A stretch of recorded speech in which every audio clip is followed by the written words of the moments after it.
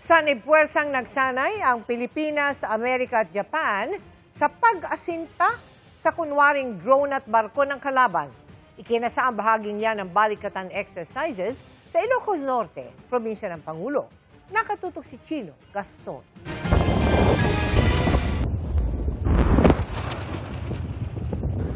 Nagsimula ang counter-landing exercises ng Balikatan 2026 sa sunod-sunod na mga rockets mula sa High Mobility Artillery Rocket System ng mga Amerikano mula sa sand dunes ng Lawag sa Ilocos Norte.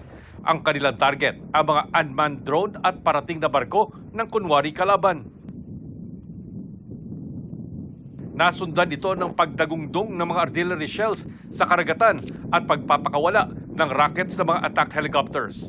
Pinabagsak din ng Stinger missiles ang mga target aerial drones.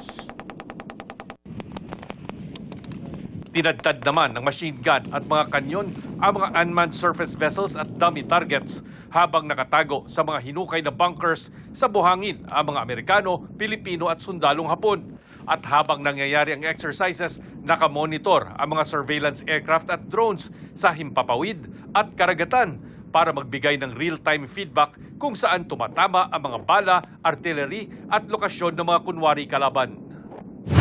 Ilan na mga missile systems at mga tangke na makikita nyo sa aking likuran sa mga kagamitang ginamit sa counter-landing military exercises bilang bahagi ng Balikatan 2026 dito sa Ilocos Norte, kung saan nagsanib puwersa ang mga Pilipino, Amerikano at Japanese Armed Forces para idepensa ang dalampasigan laban sa isang kunwaring kalaban na gumamit ng mga automated sea at aerial systems. We are simulating an exercise that will not only deal with internal concerns or internal combat, of course, anticipation of any force that might come from the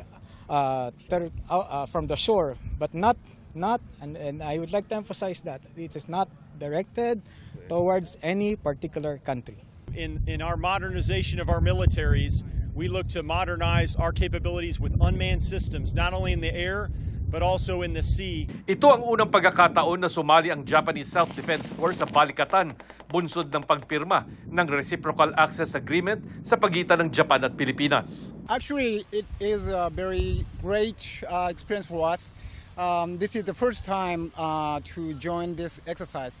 So again, I'd like to express my great appreciation for you. During this exercise, I believe to make our band, shoulder to shoulder band, strong. Chino Gaston, nakatutok, 24 oras.